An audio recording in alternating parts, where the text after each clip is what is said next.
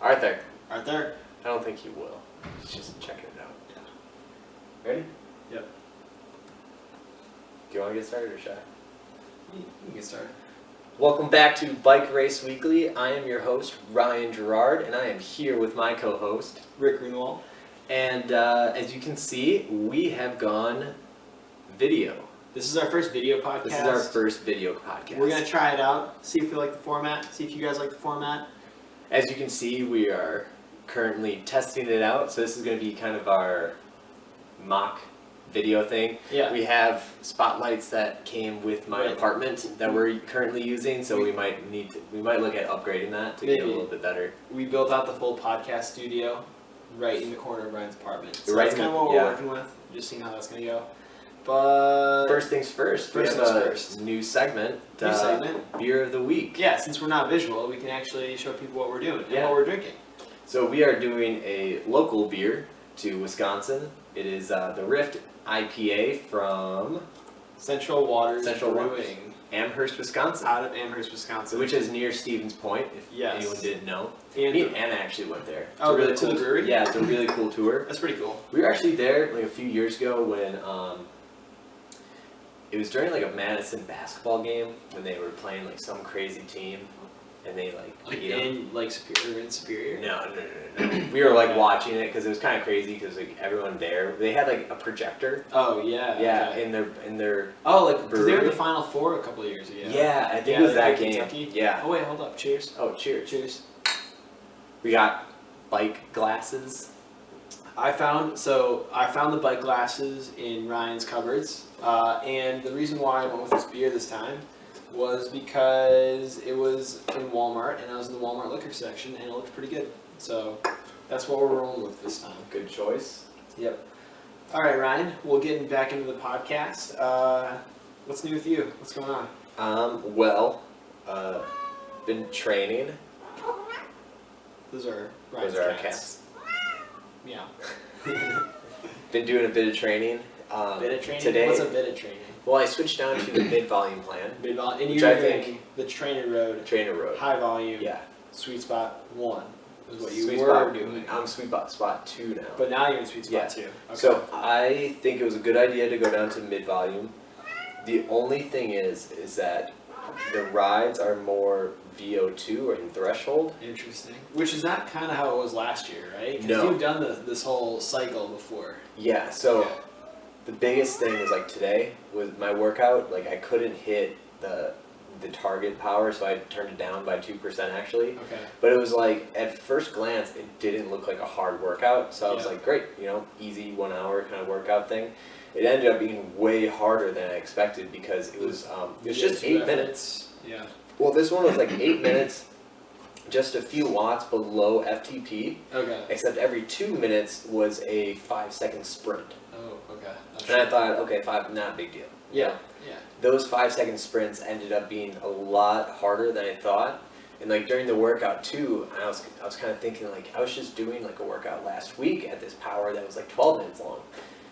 But then I started thinking about it, and like this week, I had a hard ride Monday. Then I had an easy ride Tuesday, but then we played basketball. We had a basketball game, which took a lot more out of me than I was expecting. And you put up some buckets. You hustled. Yeah. So like it was I was sore basketball the day after. I had not played like a basketball game in a long time. At least a year. Last year you were on our team. Yeah. And then the next day I did a 2-hour ride, which just I felt destroyed after. Like 2 hour, like just sweet easy spot. ride. No, 2 hour sweet spot. Yeah. Okay. And then yesterday was like my recovery day, except me and Anna did like a date night. Okay. And I don't feel like I really had any recovery. Yeah. Not Anna. So yesterday was like today was not a hard or not a hard ride. Yeah. So today I think it was kind of the acclimation of accumulation. Not acclimation. That's accumulation. Like Yeah, the accumulation of just not having really any good recovery this week. Yeah. I will say though, we went to the Cannery like wine bar downtown. Oh yeah. It was like $30. Yeah, like $30. You buy like a full bottle of wine. Not bad. I felt so fancy. Like they just plop a bottle of wine. They even like when he brought it out, he like poured it. He's like, here, make sure it's good. And I'm just like, I don't know what you want me to I don't do. drink wine. And I'm just like, yeah, it tastes fine. Yeah. Did you like swirl it around and like put your nose to it? Yeah. But I was kind of like thinking in that moment, I was like, who is going to be like, nah.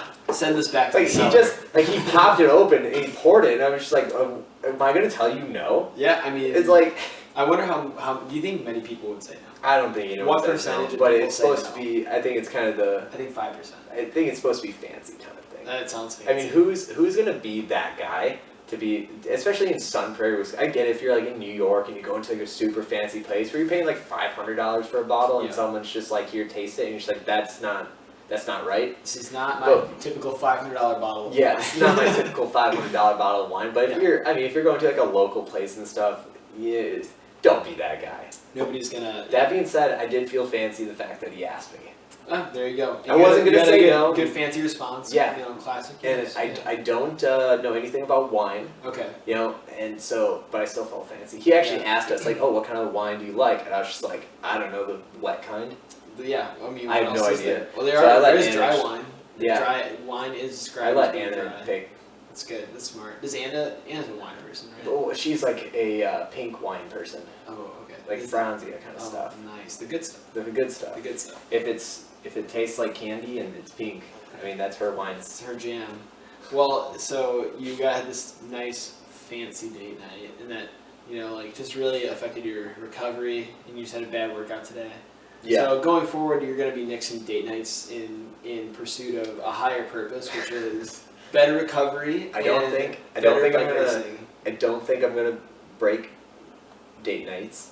Mm, but if you were smart. I'm okay with turning it down 2% if I have to. Okay. I think that's kind of the biggest thing is that if you have to turn it out, Turning down, the workout down. Yeah, if not you have the to date turn night down. no. How do you? Yeah. If you have to Don't turn the workout bottle of down, wine down. Yeah, don't turn Unless down it's the bad, bottle. you of send wine. it back. Yeah, we're not close. $30 bottle of wine. Yeah, send it back. Hello, kitten. Hey, cat. Meow.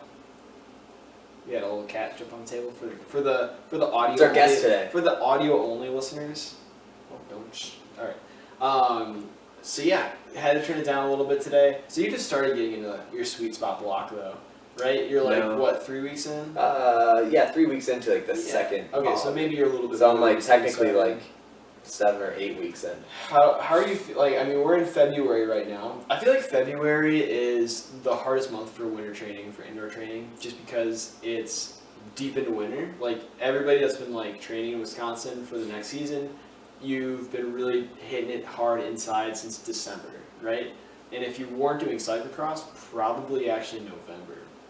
So I feel like February is like the hardest month to like really like buckle down and be like, all right, I've got a couple more weeks where I gotta like get base going, but you don't know if March is gonna be nice. So like, how are you doing with motivation? Pretty well. Actually, well, you only ride inside though, so like, yeah. like that's no biggie for you. No, I'm not phased by riding inside. I actually prefer it. Yeah. Give me a cold, dark garage over a nice shiny day anytime. Yeah, you're a psycho. I'm just kidding. But still, I don't know. I like it because it's so convenient, Yeah. and that's like really motivating to me. Is the convenience of it. I think, you know- is it motivating just knowing like what the progress that's been made is, Yeah. Like, sometimes I think like it would be fun to live somewhere like really warm and just do like nice long slow miles all winter. But then I also think it's like you don't really know where your fitness is going to be. But also Whereas, like- too, like I want a life outside of bike training. Yeah, so you're not doing like crazy hours. I mean, we've talked about No. that before, right? Especially going We're down two, to two guys with a full-time job. yeah, especially going down to mid volume and like where I still kind of feel like I am progressing at a pretty good rate. Yeah. But it's actually like less time. I don't know. I just kind of feel like all around like mentally, I feel great. Yeah, that's like super important. I know I probably am not as mentally, so I don't know where all these cats came from. Probably not as mentally strong as you are. 'Cause Like, I think- February is like a bad month for me, dude. I just Yeah. I want sunlight. I want like warm weather. I want to ride outside, even though like the weather sucks and it's like not fun. It's windy. Like even when you can ride outside in the Midwest, and anybody from the Midwest can probably relate to this. All of your rides outside are horrible because they're so windy. Like no matter what direction you're going in, you're going against a headwind.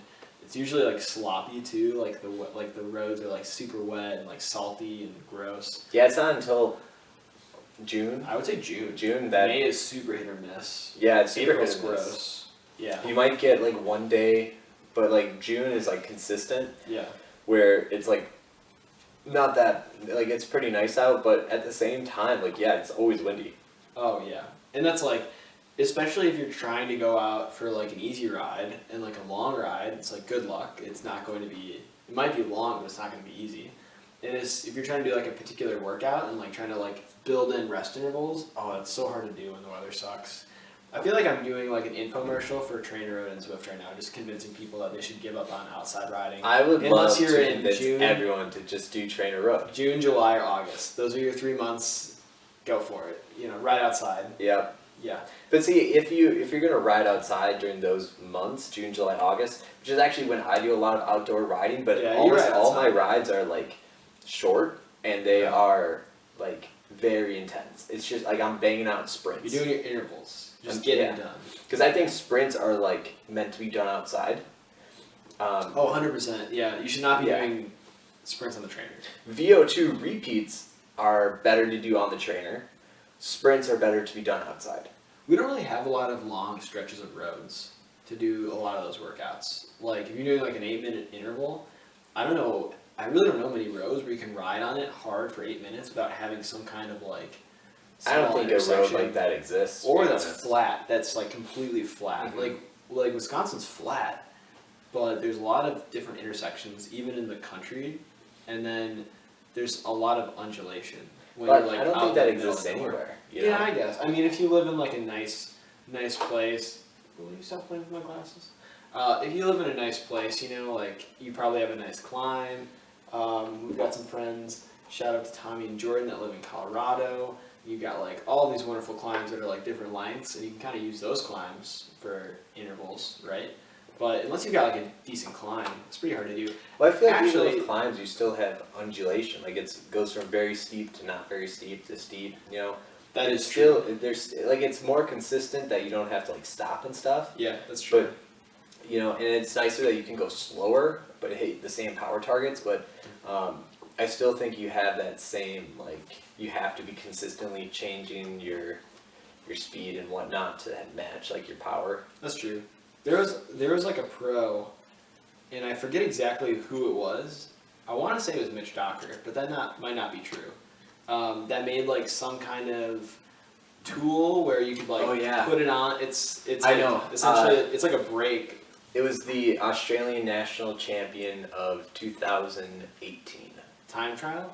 No, road. Road. Yeah. I don't know who. I can't think of who. I don't that know. was. I don't know if don't think he's a world tour rider. Oh, I think he's really? a like continental. So it's probably not Mitch Docker then. No, it's not. I don't know why. I know he uses it. Okay, maybe that's one thing. Either that or one of the other guys on like Michelton Scott were using it. But essentially what it is like a device that you put on your wheel and it like slows you down. So if you're doing a 20-minute effort and normally you'd be going, I don't know, 21, 22 miles an hour and you can't find a flat road that long, you put this thing on your wheel and it'd slow you down to where you can get your recommended effort or power level out, but you're only going like 15 miles an hour. Yeah, the whole point of it is that you can ride with other people, Yeah. but still get a workout in. Yeah. Like for one of the guys was talking about it. Like I think it was a different guy. Yeah. But he was talking about it. He uses it on his recovery rides so that he can ride with his wife on like his recovery days. Yeah, and that makes total sense. Yeah. I mean, I would use it so I could ride with my wife. It's because- really a good idea. Yeah. I would also love to get my wife an e-bike, but That'd be pretty cool. those are more expensive. Yeah. I think they're starting to come down in price. I was doing the math and I was actually like looking into it, and I could probably get to work faster or at the same time that I currently do on an e-bike versus my car, because I can go like 25 miles an hour on the bike path, which seems like kind of funny. Like when Yeah. you think about it, like I was going to work a couple days ago and I was crossing a bike path and I saw a guy on a fat bike hauling, and it looked like he had some kind of conversion kit on his e-bike. He was in no way going under 25 miles an hour, and he was just hauling on this fat bike on the bike path. That's like a small scooter, or even like a large scooter at that point. To be honest though, like I don't know how I feel about that on like bike paths because I don't think, like people are meant to go that fast on a bike path just because of like there's so many like quick like there a lot of bike Yeah. paths aren't straight. There's a lot of stopping and going. There's a lot of other people, you know. I get It the is argument smart, as it's- why you yeah. wouldn't want it. It's Like, great for honestly. It's like the way to commute. oh, 100%. Like, if you have any form of traffic that you run into and you're less than, I don't know, 30 miles away from work and you have like a good income and you can afford one, an e-bike is for sure the way to go. Like, I would love to get one. But Also, you maybe don't in the get future. sweaty. Correct. That's you kind can of put my it, thing. Is crank like it all the way up in yeah. turbo and just like cruising to work. that was kind of my thing with biking to work. Like when I did bike to work, like I would get there and I'm sweaty. Yeah, for sure. And it wasn't really in the morning. Actually, the bike rides in the morning were really nice because it was kind of chilly. Mm-hmm. But the bike rides at like lunchtime or after work were so hot. I can tell you what would be sweet, and I was looking into this too, is having an mountain bike with like full suspension. They already have that. I know, that's what I mean. I would love to have one of those. That would be so sick. Because think about like, think about going out to the trails one day and like you just want to like session the downhills. And it's like, we live in Wisconsin, so there's no such thing as lift access mountain bike trails. There's not really even that many downhills. You could just go over and over again, like all day long, just like sessioning downhills at your local mountain bike park. You know, you're looking at me like you just can't even fathom that mountain bike. To be honest, I've never really understood the. You can't be on there. I've never really understood the point of an downhill bike. That's like the only reason. That's like the Unless best you case are going for, up and down. But Yeah, at the it's same like having time, something with like a. We good? Well, it stopped recording. I don't know why. Are we back on? We are back on. All right, we're back on. Yeah, I mean, All right, we're back. It makes sense for where we live because there's no downhill parks. You know what I mean? There's not a lot of lift access places. Yeah, there's no lift access Yeah. places. Did you watch the cyclocross world I championships? did. You did. Yeah. I actually did not, but I know who won. I have NBCSN or not NBC. NBCSN Gold cycling. The pass. Sports Network. Yeah, Yeah. at the cycling We don't pass. talk a lot about in big international races, but world champs I think are something that we talk about sometimes. What were your thoughts? Okay, so two thoughts. Wasn't surprised that Matthew Van Der Poel won the men's race, and Tom Pidcock coming in second. That was like a little surprising. I was surprised about that It was because like- he won the U23 the day before. Oh, did he? Yeah, I didn't know he did both. he did both. Oh, that's kind of cool. So, did he? What was the gap? It was still like a It big was like a gap, minute right? and a half minute from and like 12 seconds or something like yeah, that. and then So, but from him to the next guy was like pretty short. It was like only like it was like 10 or less seconds. how do you feel when you get second in the world championship, but you're still like a minute behind the guy that won? Pretty good You when think you're so? only like 22 years old. Is that how old he is? Yeah, Oh, okay. I mean, it's impressive. going against Matthew Van Der Poel. Like, no doubt, it's super impressive. I will say, I feel like Matthew Van Der Poel was just like, yeah, I'm gonna do this today, and I he just mean- kind of showed up. He won the world championships last year. Yeah, I know, but I don't think he raced at all. Today? I'm Or, probably. I mean this. I feel year. like there's people going, what are you talking about? But I feel like he did not like do much racing. This year. Yeah, like cyclocross. I racing. mean, he did like a big road and a big mountain season. So like he didn't start the year with a lot of racing. And then he came into the season I think in like October and November and started out like good and then just got better and better and better and better. I mean, everybody kind of remembers him at like the World Championships because he had that like epic blow up. Oh, that's right. He was in like yeah. a race winning breakaway and he just like stopped, like he literally like just couldn't pedal anymore. Mhm. When So, he was only like a few miles away. yeah, he just like blew up. Yeah. He just bonked. How do you feel about so far? Because the world champ has been in a few races. How do you kind of feel about the world champion this year? Mads Pedersen. Yeah. So like I was reading some articles. I think it was on Cycling Tips maybe, and the guy seems like he doesn't like the attention. So like he doesn't like to do like the interviews. He doesn't like to have the spotlight on him. See, I feel like I'm actually a big fan of like the favorite yeah. getting the world championship. or the world champs jersey, because I think you want to see that jersey at the front of the race. Like that one Valverde, people don't like Valverde, and I understand why. But I thought he was like a great person to have the world champs jersey. Same thing with Sagan too. Because I feel like Sagan and Valverde though are like opposite spectrums. Yeah, but they won a bunch of races. Did he? Different did types of Valverde races. even win races last year? Yeah, he got some wins last year. Yeah, or at least he was at the front of the race. Okay. So like you felt like the best guy had the jersey, and I guess it kind of doesn't matter. It's like it's a 1 day race, so like you just have to show up that day and make sure you're the best one.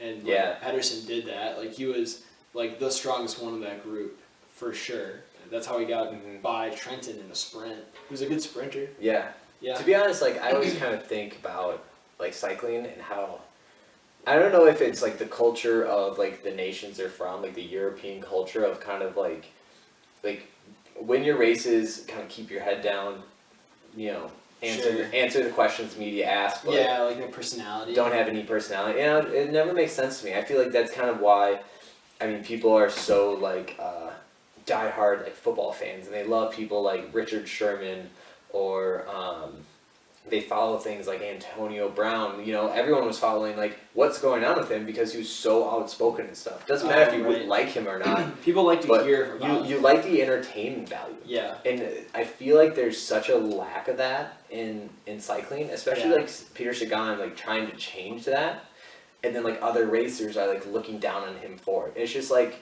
you guys are like first and foremost entertainment. Yeah. Without the entertainment aspect, there is none of this.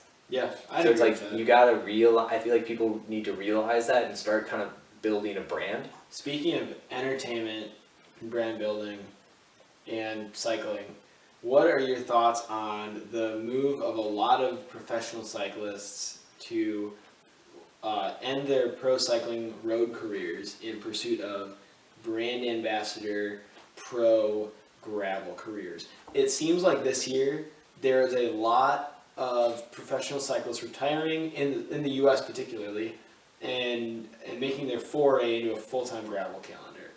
What are your thoughts on that? I mean, just to name a few, and I'll let you get to your thoughts in a second.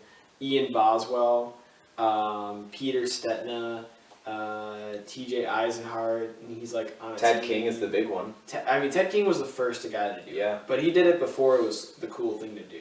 And so he's like an OG. He realized there was that the market, environment, yeah. And then he also started to make a brand for himself around it. Ted King didn't really make his money from doing the gravel races though. He has his like Untapped company. Mm-hmm. That's kind of where he started. Like that's where he got his foundation from, and then he kind of built his following through the gravel races. And it's also what I wish Phil Guyman would have done. Oh yeah, I mean I don't think he's ever been interested in gravel. Really. Well, just in general, it doesn't have to be gravel. It's just like he really like leaned into trying to do the whole like YouTube thing, and he keeps like I still follow it, and he always posts like, oh, big things are coming, and it's just like he's been doing the same thing, which it was kind of cool at first. Like I'm gonna take KOMs of ex-professionals. But it's kind of like after like 3 or 4 years of doing that, tired. It's kind of old. I don't know. Yeah, it just like it's not for me at least. Like I don't find it super interesting. So like what are your general thoughts though on the gravel retirement thing? I think it's great. as a whole, like the movement, right? I think it's riders finding that they can still have a career without the like stress.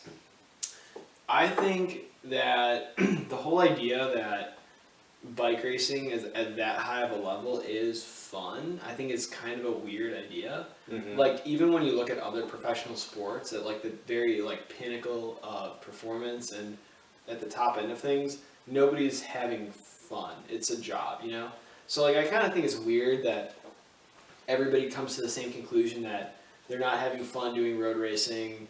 And some people get injured, so like that's a different thing, I guess. But like they're not having fun doing it, so they just want to hang it up and do gravel because it's fun. And it's like I don't know. I mean, I don't really see that as like being. It's like if you don't want to have a road career, like I totally get that, but like I'm sure there's things about gravel racing full time that are not very fun, and that kind of again It's the that, long days. it turns into well that then turns into your job. Yeah. So like I don't know. I think it'll be interesting now that we have like so many pros doing this to see like what their perspectives are after a year of doing the gravel.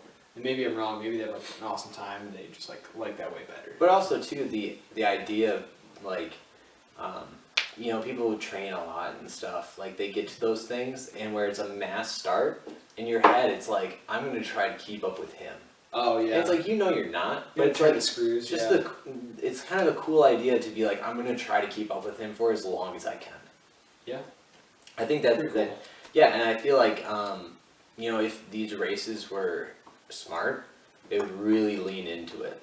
Oh yeah. Like, really high, like how like yeah. I would okay. So if I had a gravel race, what I would do is I would give like all the pros their like little tracker, so Mhm. they've got their number, and then everybody else in the amateur field, I would have like a category where you could look at your statistics or your data, and you could see like how long did I stay on the same pace as like Ted King, or Mhm. like how long could I like keep up with Peter Stetina, or oh I was just as fast as the pros in this section.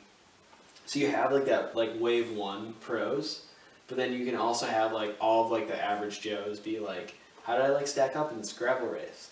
I think that'd be cool. I think people would get into that. Yeah, like that extra like I think little it'd be so statistic stuff. funny too because they would try to race the pros so hard. Yeah. Like they would just like out of the gun, you'd have like 50 people just like right on their wheels, like I'm gonna try to stay with like Ted King. for Yeah, the but entire that's kind race. of the fun of it. People like that. And Yeah, that's they what like that. they're Yeah. kind of there for, you know? It's pretty cool. If they're gonna really lean into it, they have to. That's kind of gonna be every single race. Yeah.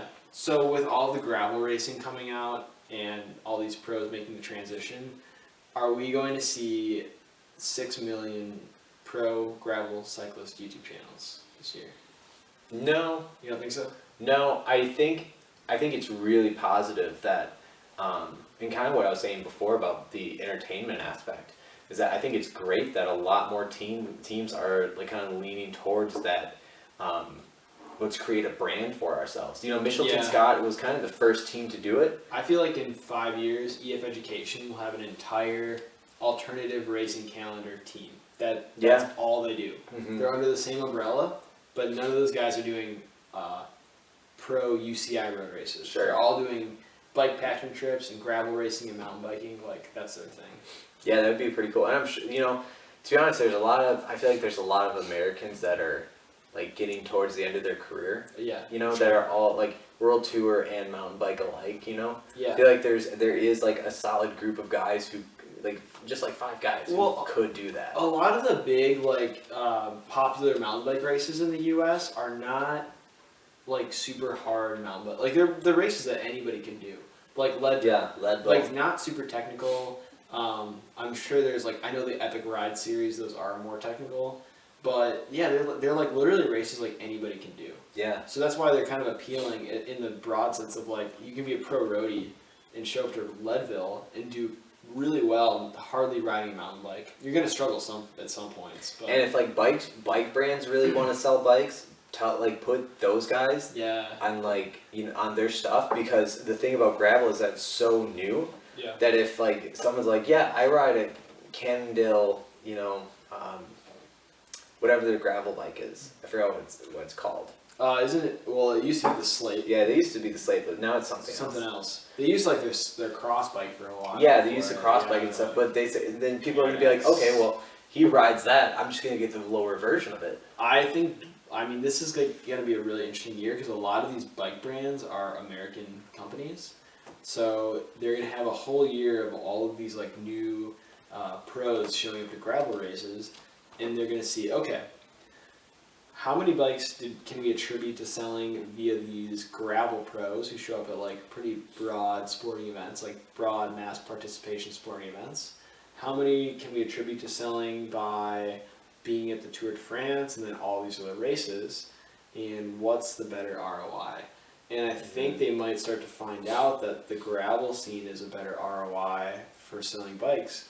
And that might even lead into having maybe like more of a like pro presence at Fondos. Like if Yeah. they find out that, oh, we're selling so many more gravel bikes because you guys are at Dirty Kansas, maybe that means that they're gonna want people to go to like the big fondos, and like all of a sudden pro road just means pro mass participation road events in the U.S. at least. I don't know. Like, I think there will always be the tour. Yeah. I think There's always gonna be the tour. There's bike always gonna be the races. classics and Yeah. stuff. But like they might trim away all those like small races. Like you know the, what I mean? the Tour of California.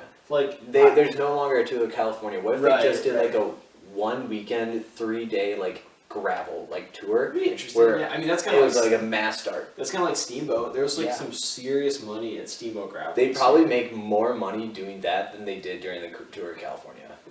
I mean, they made money. The Tour of California Yeah. made money They for like made a money. long time. And that's the Yeah. issue. Like, I mean, you look at Trek, and I think Trek and Specialized are in two very different spots. Trek, I feel like has a super underrated team. They don't really get. They have the world champion, sure, I mean, yeah, But you can't say they're outside of underrated. that- They have the world champion. but outside of that, like they're not did gonna they- win. They're not gonna win the tour. It's like have They're they not gonna had win the Giro. results?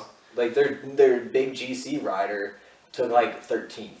Yeah, I mean they're not getting the results on the world tour stage. So it's like how much right? money are they putting into that where they're not like even winning bike races?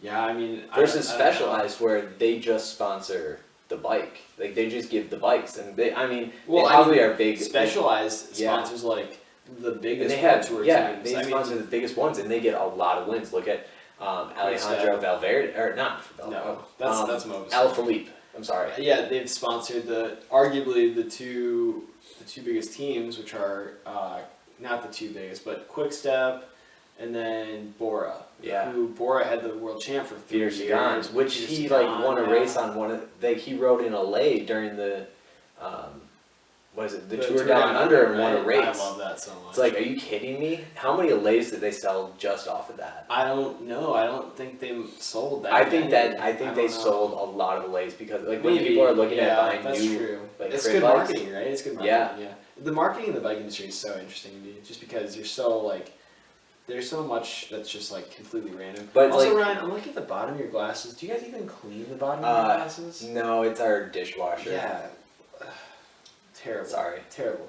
You're the worst. I only noticed it too because I'm at the bottom of my beard, Oh, and I'm yeah, just looking yeah. at this like. It's not Like, like dirty, you know. But it's dirty. It's, yeah. Alright. Anyways, let's not pay We're attention. at 33 minutes. Oh, okay. So why don't we like start wrapping it up? Sounds good. All right, wrapping it up. Well, Ryan, you never asked about how like my training's going. Oh, how's your training been going, It's Rick? been going. Are you good. still in the storage shed? I do. I am in the storage shed. I mix it up between. So like, a little bit of context. I've gotten a couple noise complaints in my apartment using a trainer. It's Is just your trainer loud? It rattles. I mean, my Oh. current trainer is not that loud, but I've rattled like the floorboards to a point where I guess it vibrates my neighbor's doors. I don't know. I think they're babies. But I go between. I have a little storage shed in the garage that I'll like have my trainer set up in, so I'll do some riding there. I go to the YMCA and they've got power bikes there with Oh, that's clip-ons. right, yeah. Yeah, with clips too. So I'll do some workouts there. Do you ever bring like a wrench and then you They mean have clips on they the have bikes. clips? Oh, On I the thought you bikes. meant just like the toe clips, like they go over your toe. They have both. They have both. Both. Yeah. That's cool. Which is pretty nice. So I can just do workouts like at the YMCA. I for sure sweat the most out of anybody there because I'm just. Well, do trying you to- bring a towel? Yeah, Okay. they've got towels there. YMCA is great. You should get on the headband gang. Honestly, my hair's kind of long. I might get on the headband game. It is honestly one of the biggest like unknown things that I started doing. Yeah. Because today, like, It's I like couldn't it was like find- a big '80s thing, you know. Well, I sweatpants. couldn't find my headband today, and like, I got into the first interval, and I had like sweat getting into my eyes and Oh, stuff, yeah. and like it was just so annoying. You also wore one to our basketball game and you played great. Yeah. So Honestly, I this think might be the I think sweatband. headbands are the most like unknown, like the best unknown thing. If you want to like You're like- upgrade you're your like- training, Like nobody knows about sweatpants. nobody. Well, how many Nobody people use uses them. sweatbands? Nobody uses. I them, didn't for think sure. that they did so much, but they do so much. Yeah. Go get a sweatband. Go get a sweatband. Tell them I sent. We're figuring that Alright, out. we're as we back. go along. Anyways, yes, saunas are okay. So that's news to me. I guess I always thought heat in general was really bad. Like you want to bring down inflammation and hot environments promote inflammation in the muscles. So I always thought it was bad for recovery and good for adaptation, but it's good to hear that it's actually not. Because the bad Trainer for Road guys put a sauna recovery. in their office Yeah. so that oh, like it's so great. they could jump into the sauna afterwards. It's Because amazing how many naked yeah. men you can pack into a small sauna as well.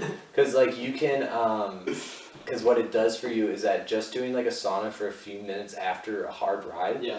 when your body temperature is high, Mhm. gives you like a ton of heat acclimation. Yeah, for sure. And that's like way more important than being cold acclimated, which is, I mean, unless you're, I guess, a cyclocross Mhm. racer, not that important. Really. Not that important. So yeah, I've been doing that, and then some weight and some weightlifting, and yeah, training's going good for me too. Nice and Cool. consistent, not burnt out at all. So that's my number one goal, is to get some training in and don't cook myself.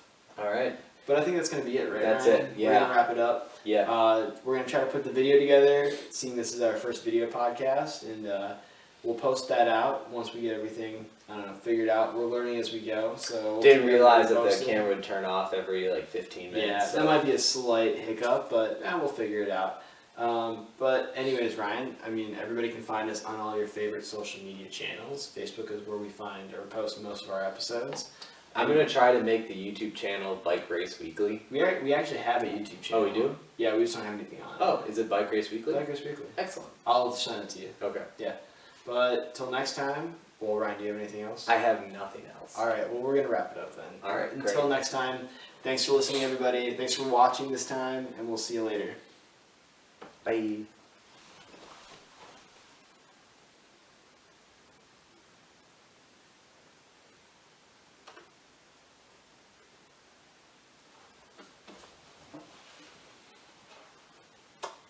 Want another beer? Yes. I got you. What's up, Arthur? All right, I'm interested to see how that turned out.